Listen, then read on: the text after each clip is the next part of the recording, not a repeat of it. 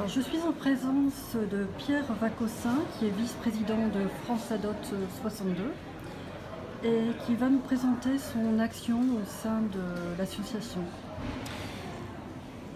Effectivement, j'appartiens à l'association France Adot 62. France Adot 62 France, c'est parce que nous sommes rattachés à une fédération nationale, 62 parce que nous y représentons bien sûr le Pas-de-Calais, et Adot. L'Adot, c'est l'association pour le don d'organes et de tissus humains. Nous nous sommes donnés comme mission l'information auprès du grand public par différents moyens. Nous avons la volonté d'expliquer comment fonctionne le don d'organes. Nous avons la volonté de sensibiliser et nous avons surtout la volonté de demander aux personnes de se positionner par rapport au don d'organes. Pour faire simple, il est important que chacun se situe par rapport au don d'organes. Il est important que les gens qui refusent l'idée de donner leurs organes, si un jour ils étaient en situation de mort encéphalique, la mort encéphalique c'est la seule mort qui permet le prélèvement des organes vitaux, il est important que ces personnes qui refuseraient le don s'inscrivent sur le registre national du refus. Ce registre est le seul officiel en France. Il est donc important que ces gens-là, pour avoir l'assurance qu'on ne touche pas à leur intégrité, qu'ils soient inscrits.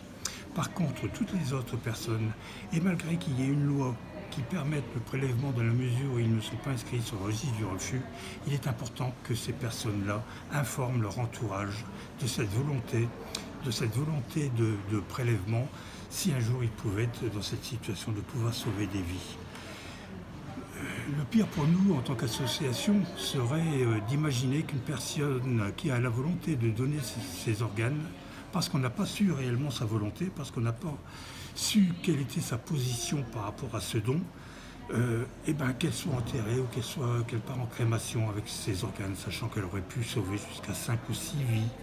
Et simplement parce que cette information n'a pas été divulguée. Alors nous avons pour mission de demander à ces gens qui sont pour, effectivement il y a une loi qui dit qu'ils sont présumés donneurs, mais de confirmer auprès des proches, de confirmer par un écrit même qu'ils pourraient avoir sur eux, mais au moins de faire savoir qu'ils sont tout à fait volontaires au don d'organes. Un simple écrit suffit? Un simple écrit suffit, un simple écrit qui confirme la volonté de donner ses organes.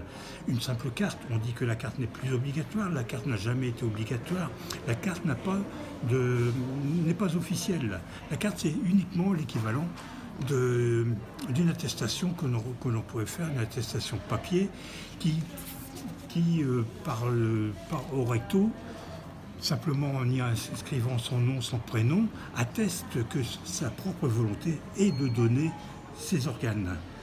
Demain on change d'avis, c'est pas grave. On arrache la carte, on la met à la poubelle, il n'y a aucune désinscription à faire.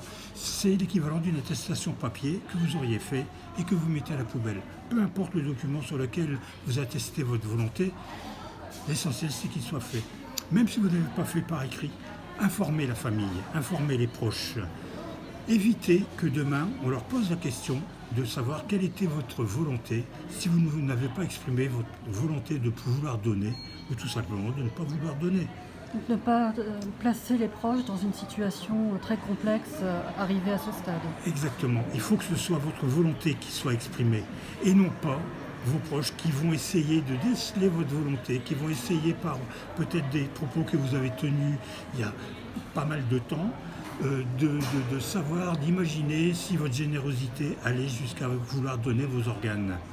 Ne les mettez pas dans l'embarras, ne leur faites pas faire un choix qui n'aurait pas été le vôtre. Il est important que ce soit votre volonté qui s'exprime. En tant que receveur, il est important de savoir que 23 800 personnes sont en attente d'un organe aujourd'hui. 23 800 personnes espèrent avoir un organe. Quelques chiffres quand même qu'il est important de connaître. Tous les deux jours, 3 personnes décèdent parce qu'un organe ne leur a pas été implanté suffisamment tôt. Et en même temps, tous les deux jours, 20 personnes décèdent de mort encéphalique. Ces 20 personnes-là qui auraient pu sauver chacune 3, 4 ou 5 personnes en attente c'est impensable aujourd'hui en tant que militant pour l'association Adote 62 d'imaginer que des gens sont dans leur lit en train d'attendre un organe de tout âge. Il est important aussi de savoir que dans notre association, nous avons des adhérents qui ont été de la famille, qui sont adhérents à notre association et dont les parents, dont le père a été prélevé. Le dernier auquel nous avons assisté aux funérailles avait 86 ans. Il a pu donner son foie et ses 2 reins. Ça alors pour dire que l'âge n'est pas primordial dans le don. Une personne âgée peut être donneuse. Une personne âgée peut être donneuse. Il n'y a pas assez de dons. Donc tous les dons qui sont transplantables peuvent être pris, peuvent être donnés. Aussi, puisqu'on est dans les chiffres, les parents d'enfants greffés, le plus jeune dans notre association, l'enfant a été greffé à l'âge de 10 jours. À 10 jours, cet enfant grand prématuré a été greffé d'un cœur et de ses poumons. Il est important de se rendre compte que cet enfant a pu être greffé parce qu'il y a eu un donneur, vraisemblablement du même âge. Une personne a été prélevée à 86 ans parce qu'une personne attendait un organe, lui aussi, vraisemblablement du même âge, en plus des compatibilités importantes qu'il faut avant toute transplantation. Donnons nos organes. Moi, j'ai eu la chance, à la suite d'un infarctus, j'ai eu la chance d'être pris en charge par une équipe médicale. J'ai d'abord vécu pendant quelques mois avec l'équivalent d'un cœur artificiel que l'on appelle HeartMate, mais c'est valable que pour un certain nombre de mois. Au bout de cet épisode, il a fallu penser à la transplantation de façon plus ou moins rapide, de façon plus ou moins urgente. Et j'ai eu la chance qu'il y ait eu un donneur, une personne qui, avant de décéder, avait pris la décision de donner ses organes. Une famille de ce donneur-là qui ont exprimé cette volonté de ce donneur. Grâce à lui, grâce à cette personne qui reste totalement anonyme à mes yeux et moi aux yeux de leur famille, bien évidemment puisque c'est une obligation légale, grâce à ces gens, grâce à ce donneur, je suis vivant aujourd'hui. Et je n'aurai de cesse de remercier cette personne, famille, donneur, et toutes celles qui se positionnent aujourd'hui avec peut-être la possibilité de sauver des vies demain. Il est important aussi de savoir que même en s'étant positionné comme donneur, on a une chance sur 3 d'être en situation, le mot chance n'est peut-être pas celui qui devrait être choisi, mais une possibilité sur 100 d'être en situation de pouvoir donner ses organes. Et en même temps, il faut savoir que chacun de nous peut être en situation d'attendre un organe, mais 3 fois plus, de façon 3 fois plus importante, 3% de chance d'être un jour en situation d'attendre un organe. Nous sommes tous concernés. Nous sommes tous en situation de pouvoir être malade un jour, d'avoir un accident demain et être en situation d'attendre un organe.